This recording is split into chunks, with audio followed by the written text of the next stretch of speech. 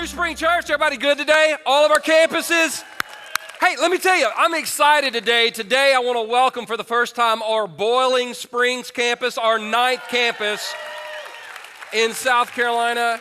On our way towards reaching 100,000 people. We're really excited because I believe 100,000 lives in the state of South Carolina equals change for this state like no one or nothing has ever seen. Hey, if you're brand new to church, I'm going to start out by asking you to participate in something. In just a second, we're going to read a Bible verse together. Now, I'm going to go ahead and put the verse up there. Can we go ahead? Okay, now we're going to keep this up there. We're going to read this verse. And if you're new to church, or if you're not a Christian, or you're not even sure about how you feel about this church thing, I picked a really easy verse because there's some verses in the Bible that at first they seem weird or they might freak you out. But this one is what Christians refer to as a coffee cup verse. You might see this on a coffee cup or on a bumper sticker or on a t-shirt. It's just kind of a feel-good verse. And the first time I saw this verse, I was in a gym. I was trying to lift weights and I saw this verse on the wall and I was like, that's the coolest thing in the world. I did not know that was in the Bible. And it was awesome. So, and this verse literally says, I can do all this through him who gives me strength. Now, we're going to read that together out loud in just a second. But before we read this verse out loud, I want to tell you about the guy that wrote it. His name is Paul. And if you're here today and you're not a Christian, you and Paul have something in common. The very first time we met Paul in the Bible, he wasn't a Christian. Now, he was really religious, but he wasn't a Christian. Much like a lot of people here are in the southeastern part of the United States. Really religious, but don't know Christ. Paul most likely had the entire Old Testament memorized, and he was deeply passionate about religion, but not Jesus.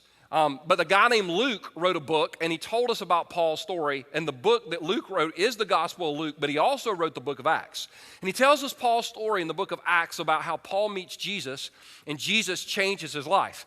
And Paul goes from I hate Christians to actually traveling all around the Mediterranean rim, starting churches. And so he went from I hate Christians to you need to become a Christian. Well, just as things go, Paul did this thing for about 20 or 30 years, but religious people always hate people that love Jesus. They always have, and they always will. And so they began to persecute Paul. They came after him. Ultimately, Paul was put in prison. And while nobody here today wants to go into the prison system because the prison system is horrible, 2,000 years ago in the ancient world, the prison system was absolutely deplorable. It was one of the worst places you could have ever been. And it was in prison that Paul wrote these words. He wasn't at a resort. He wasn't kicking back. Nobody was bringing him his chai tea latte. Paul wrote these words from prison. And he simply said, I can do all this through him who gives me strength. Now, I'm going to count to 3, and I want everybody on every campus just to read this out loud. And listen, if you don't even have to believe it, just play along for the amusement of the person sitting next to you, okay? But I want us to get this verse in our mind because we're going somewhere with it today, and it's going to connect to the sermon even if you don't think it's going to, all right? We're going to read it out loud on 3. 1, 2, 3. I can do all this through him who gives me strength. All right, I want us to do it one more time, just one more, okay? A little bit louder, a little bit more passion, a little bit more, right here. Here we go. I can do all this through him who gives me strength. Now, I want you to hold on to that. You're going to see in a few minutes, you're going to be like, what are we going to do with that verse? I promise you, we're going to bring it back. I want to show you something this morning. Behind this screen is my dream car. This is not my car. I did not buy this car. I am not leasing this car. I did not purchase this car. This car is not mine. It belongs to a friend of mine. But behind the screen is a 2013 Chevy Camaro. It has, listen to me now, 850 horsepower. Some of you don't even know what that means. You're like, what is 850? That means you can go from 0 to 60 in, snap. All right, let's just say that.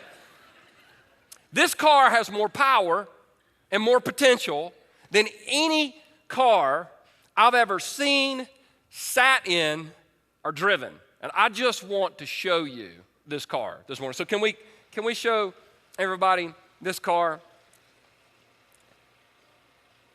Now, My birthday's in June. And if you want gift ideas, here it is. Isn't this a sweet ride? Look, it's a convertible too. This car, I think the alarm's on, so I'm not gonna touch it because the owner, even though he's a friend, he don't even trust me with his car. This car has more power and more potential than any car you've ever sat in. But the car already has one problem. Does anybody know what it is? It has a flat tire. It has a flat tire. You see that? So let's pretend for a minute that you're a mechanic. For some of you, I know this is a stretch, but let's just pretend.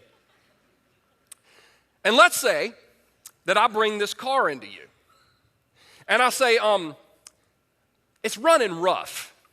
I mean, when I ride down the road, it's kind of vibrating a little bit. It's kind of pulling to the left. And every time I get above 100, like things start flying, and I'm just not sure what's wrong with it. And you, as the mechanic, as the professional, would say to me, you have a flat tire.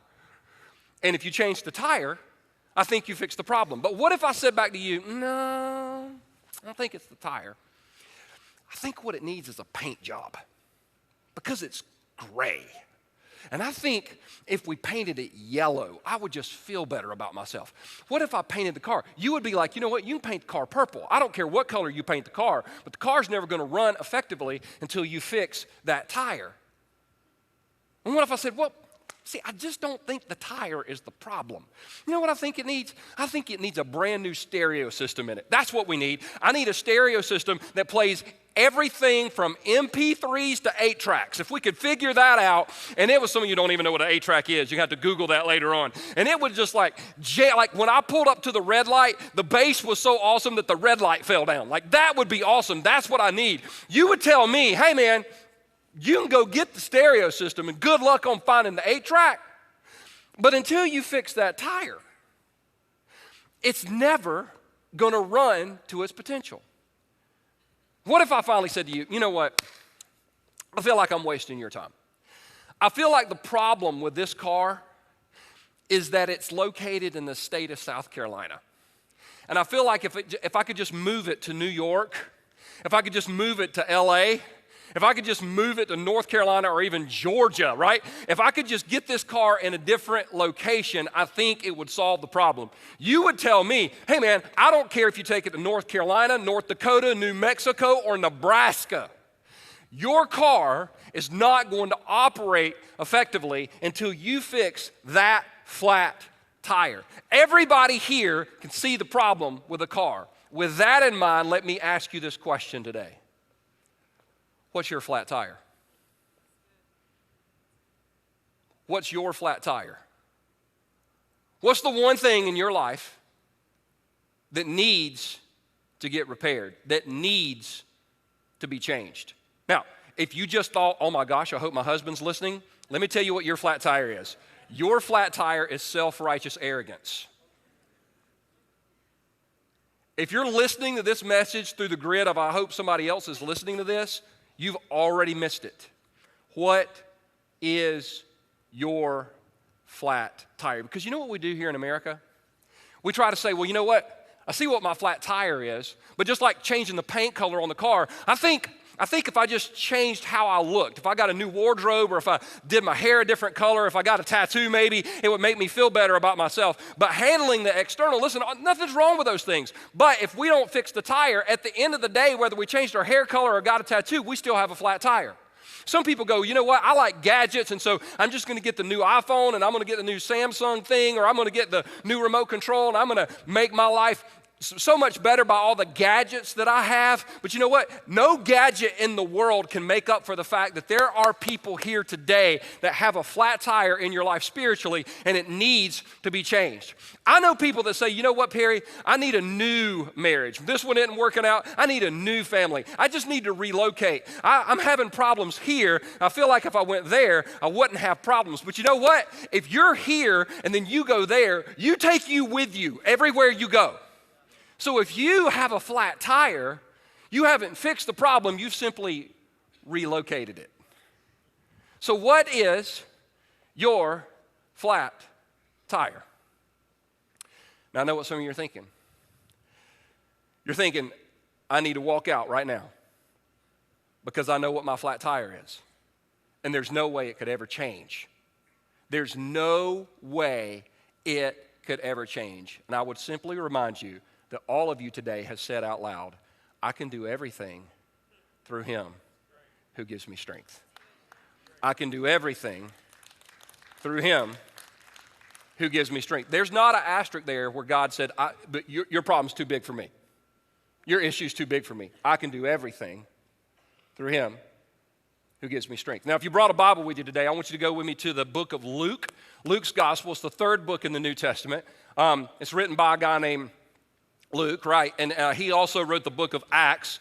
But Luke tells us a story in Luke chapter 15 that if you're from a church background or even if you're from an unchurched background, you're going to be somewhat familiar with this story. It's called the story the story of the prodigal son, or the story of the lost son. Now, there's so much in this story that I'm not going to deal with today because there's one phrase in the story that I really, really, really want us to pay attention to when it comes to this subject of change. Because, see, I know there are people here today that you've had a flat tire maybe for weeks, months, years. Some of you are like, Perry, I don't have a flat tire. I've got all 4 flat tires, the spare's flat, and the windows are busted out. Listen, I understand.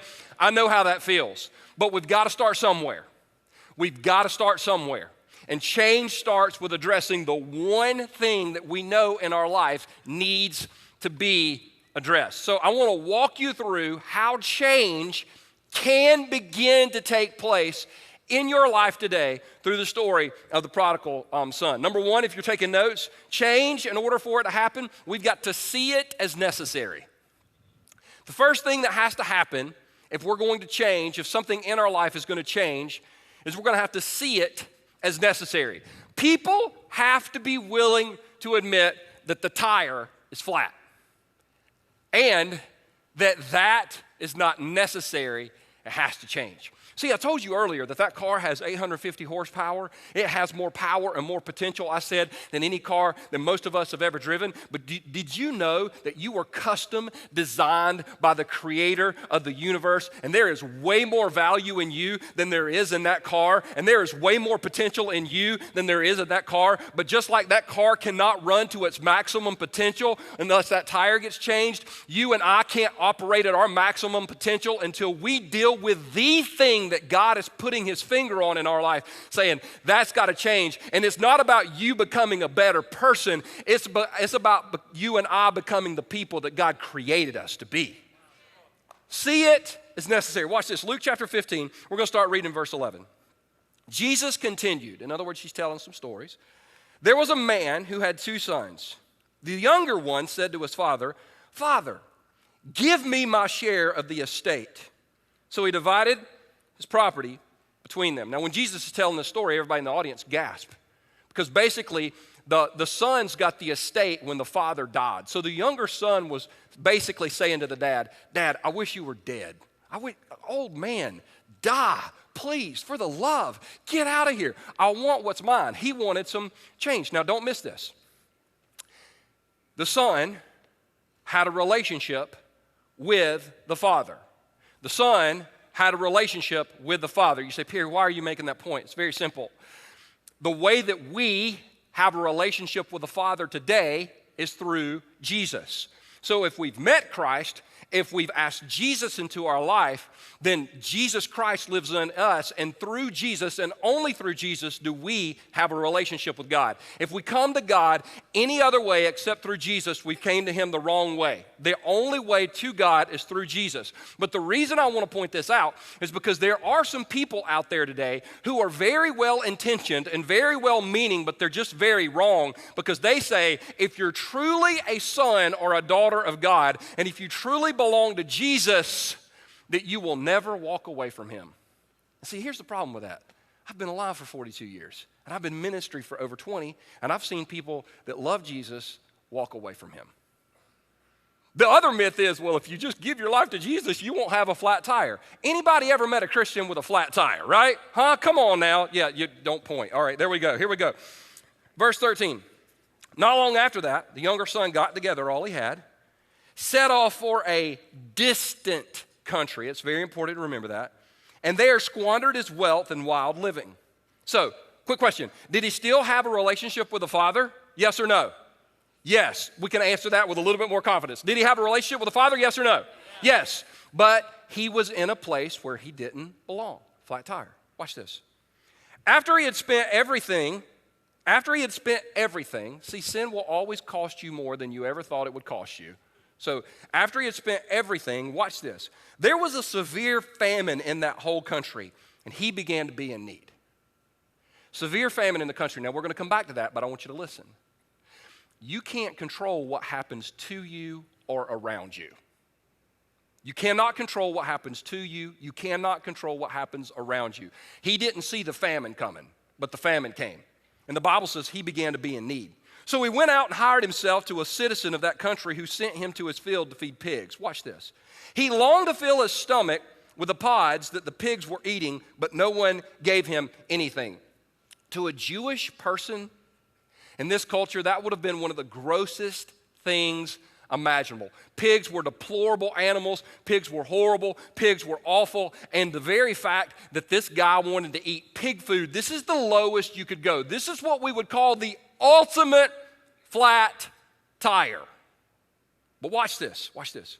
The Bible says in verse 17, and if you got your Bible open, I want you to underline these next words. This is how huge this is. When he came to his senses. When he came to his senses. That phrase right there is the phrase that pays. It's the phrase that changes everything. When he came to his senses, he said, how many of my father's hired servants have food to spare, and here I am starving to death? The Bible says very clearly that the boy in the pig pen came to his senses and said, this may be the way things are, but this is not the way things have to be. Somebody's got to change, and that somebody's got to be me. He saw change as necessary. Do you know, and many of you know this, that people who are in horrible situations cannot be helped until they admit they're in a horrible situation? For those of you familiar with 12-step programs, what's the first thing an alcoholic has to do before they can be helped? They've got to what? Admit they're an alcoholic. People, see, as long as we call this right here, as long as we call this an issue or something that I'm praying through, if you pass somebody on the road and they had a flat tire and they just had their hand on the hood and they're just praying, well, would you think that's normal? See, we do in the church, but you're going, hey, I got an idea. Why don't you stop praying, go to the trunk, get the jack out, jack the car up, and put the spare. Why don't you do something instead of asking God to do something that you know you clearly should already do? We've got to see that as necessary. And if there's a change that has to happen in our lives, until we see that change as necessary, we're not going to do it. Now, I know what some people are thinking. Perry, I know the change has to take place in me, but it's not easy. Well, it wasn't easy for this guy either.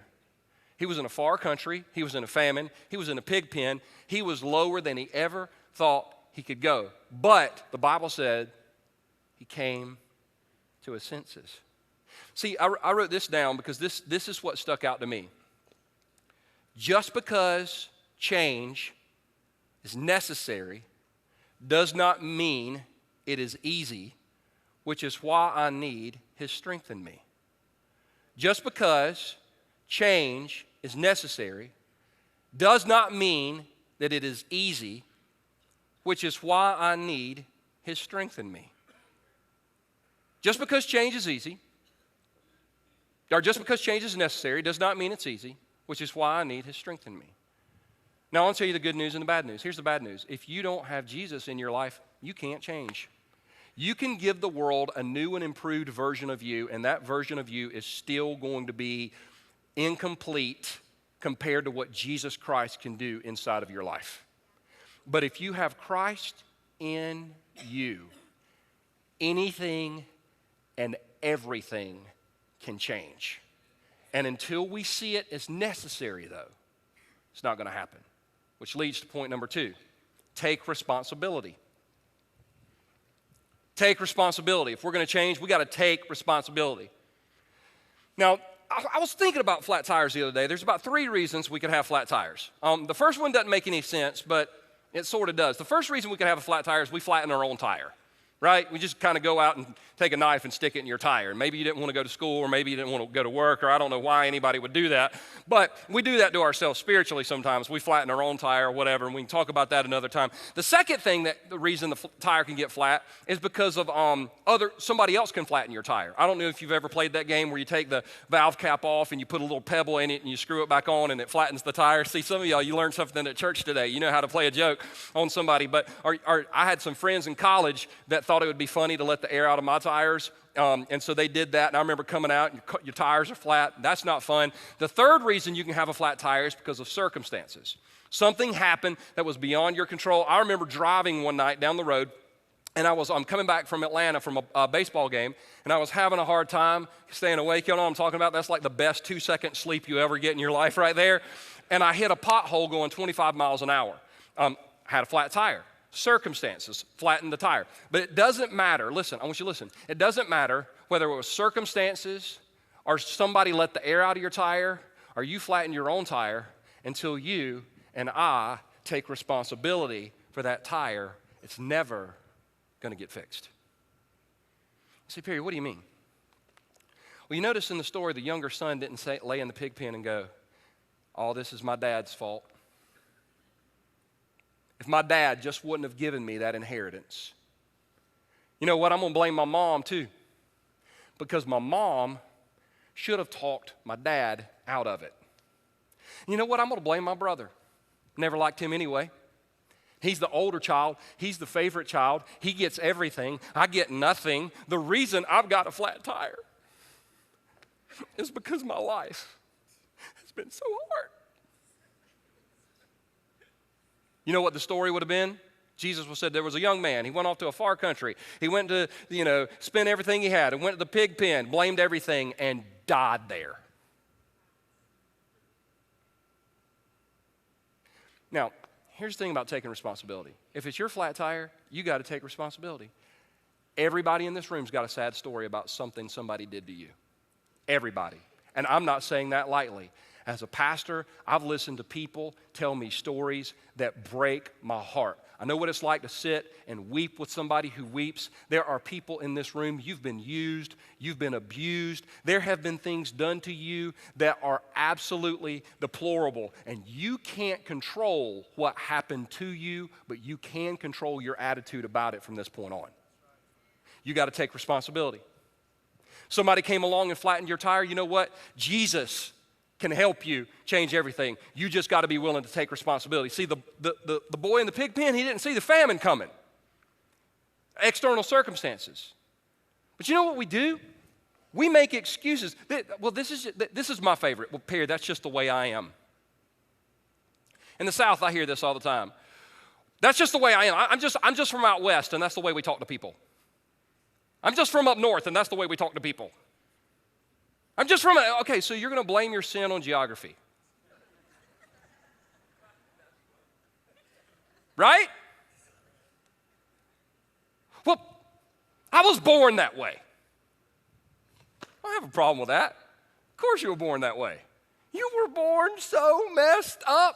It's not even funny. You know what? I was born, I used to have a real bad anger problem. I'm talking anger like, if you made me angry enough, I wanted to hit you, and I was not satisfied until I saw your blood. That type of anger. I'm talking anger where I would hit walls. You know what I'm talking about? It's really this brilliant thing that men do to try to prove their manhood, and it's really dumb, but I would hit walls. I remember in 1996, 1997, I got so mad in my living room that I hit my coffee table and I broke it in half, which part of me was a little proud that I kind of did that. So I say I'm a little messed up. And people would confront me about my anger issues, and this is what I would say. Well, that's the way my dad was. That's the way my mom was. That's the way my grandpa was. I was just born that way. And you know what God confronted me on one day? He was like, you know what? You might have been born that way, but see, Perry, you met me, and you weren't reborn that way. That is not supposed to be normal in your life. And I know you've got childhood issues that you're angry about. And I know there are things in your life that have bothered you. And I know people have hurt you. And I know you've been abused. And I know you were molested as a child. And I know you saw things that you wish you would have never seen. But you know what? Until you take responsibility for that flat tire and say, you know what? That situation might have harmed me. It might have hurt me. But I'm not going to let it harm or hurt me for the rest of my life, because I can do all things through Christ who strengthens me. That will not hold me back anymore. Somebody here's got to take responsibility. Somebody here's got to quit being a victim, because victims never walk in victory. Victims never walk in victory. And we follow a man who was crucified and buried, and 3 days later, he came out of that tomb to show us that we can walk out of any situation that the world throws our way if we will simply say, I can do all things through Christ who strengthens me. All right? Number 3, live obediently. Live obediently. If we want change to come into our life, we got to live obediently. Keep your pens out. Keep your pens out. Don't put them up. Put them up. Some of you already got it packed up.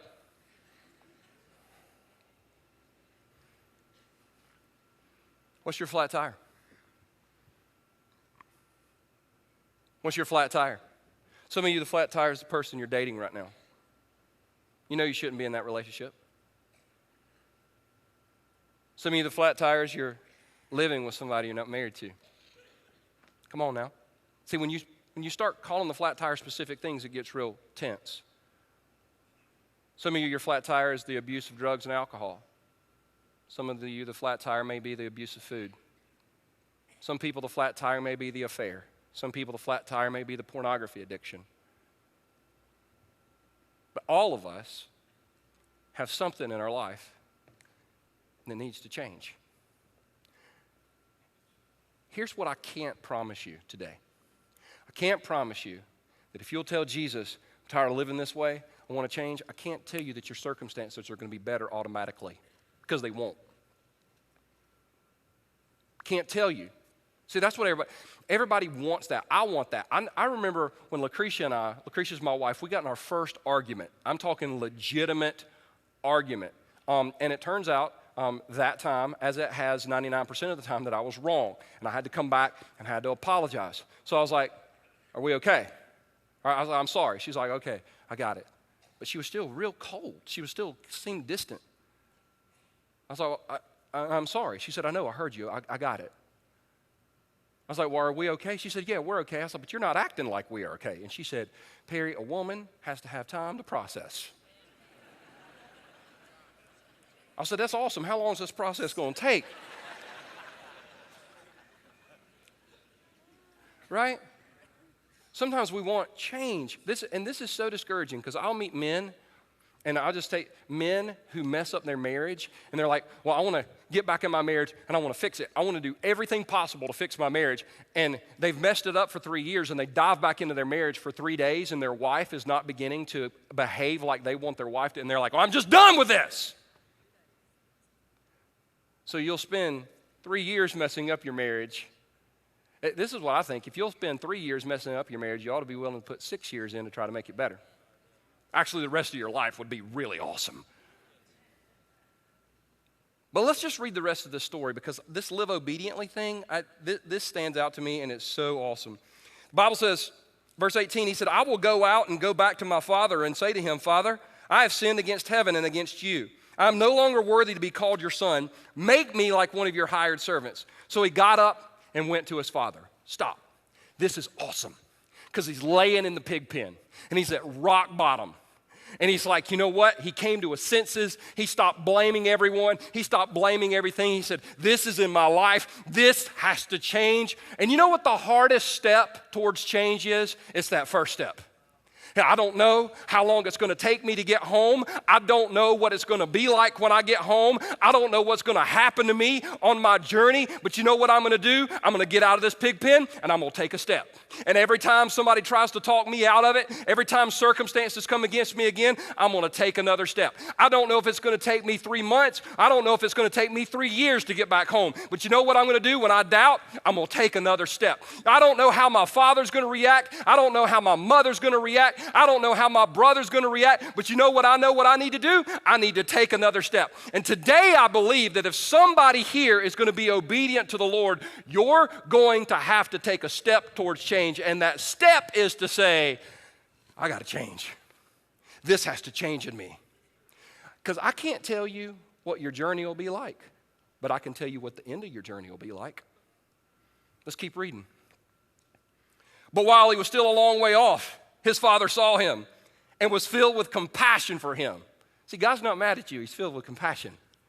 Filled with compassion, ran to his son, threw his arms around him and kissed him. The son said to him, Father, I have sinned against heaven and against you. I am no longer worthy to be called your son. But the father said to the servants, watch this, quick, bring the best robe and put it on him. Put a ring on his finger and sandals on his feet. Bring the fattened calf and kill it. Let's have a feast and celebrate, for this son of mine was dead and is alive again. He was lost and is found. So they began to celebrate. Now, I want to show you something that literally just hit me when I was reading these verses. This just hit me. Go back to verse 23, guys. Go back to verse 22. Go back to verse 22 on the screen.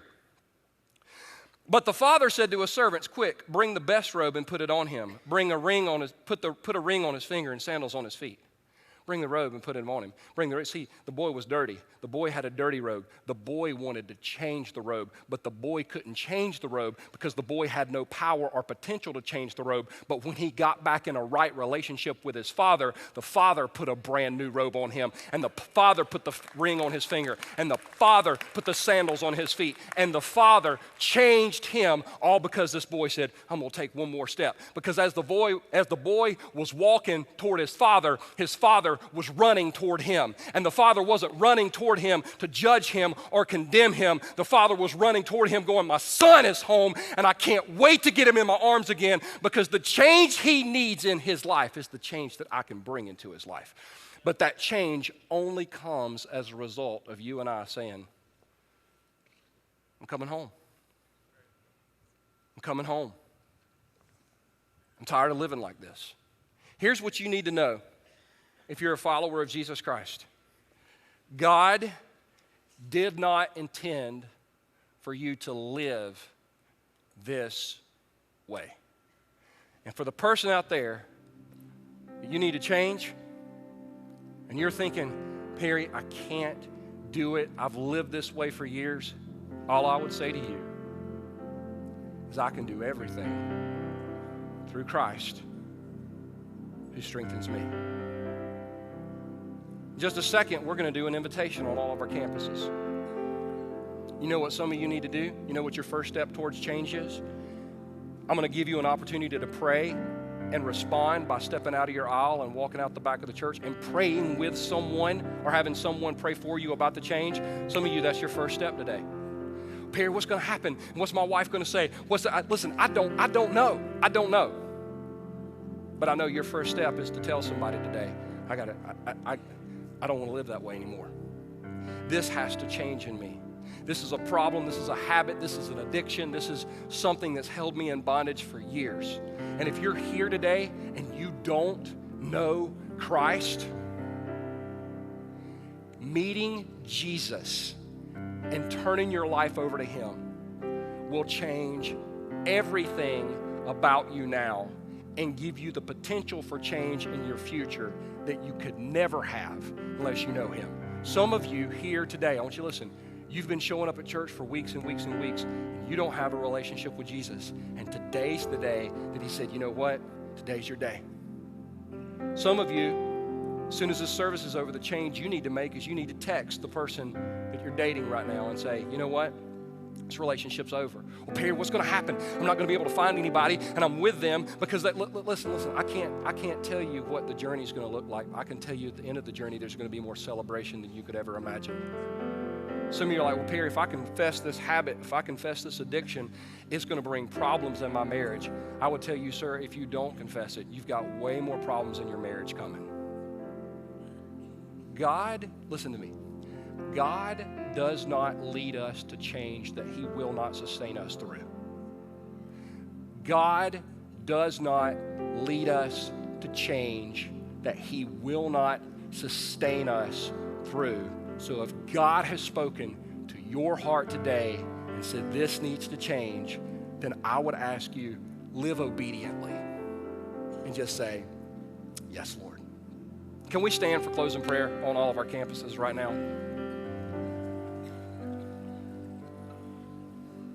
And would you pray with me? Father, thank you so much that a flat tire is not normal.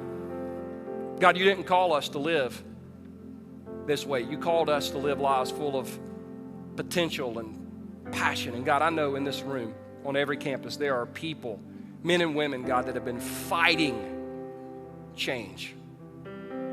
God, the most difficult step is the first step. And I pray, God, today that you would fill us with the strength and the courage to take that step. Right now, with heads bowed and eyes closed on every campus, if God spoke to you and said, this is your flat tire, this is your flat tire and it needs to change, and you know that you need to pray with someone or have someone pray for you today, I want you to step out of your aisle right now, and I want you to walk out the back door. There are staff members and volunteers back there that would love to pray with you and for you. And listen, I want you to go. I want you to go. If God spoke to you, I want you to go. If God, listen, the very first step for some of us here today is actually just to tell somebody. Because if you keep it to yourself, it's very likely it's not going to happen. But I'm telling you, you can go right now on every campus. You step out of your aisle and you just go out the back door. If you're here today and you don't know Christ, you can't change. You can't change anything about you that's actually going to matter in 100 years. Jesus can change everything about you, and it will matter in 10,000 years. I want you to go right now. Step out of your aisle and just go out that back door. Listen, if you have a flat tire, I want you to go right now. Every campus, you just feel the freedom. People are moving.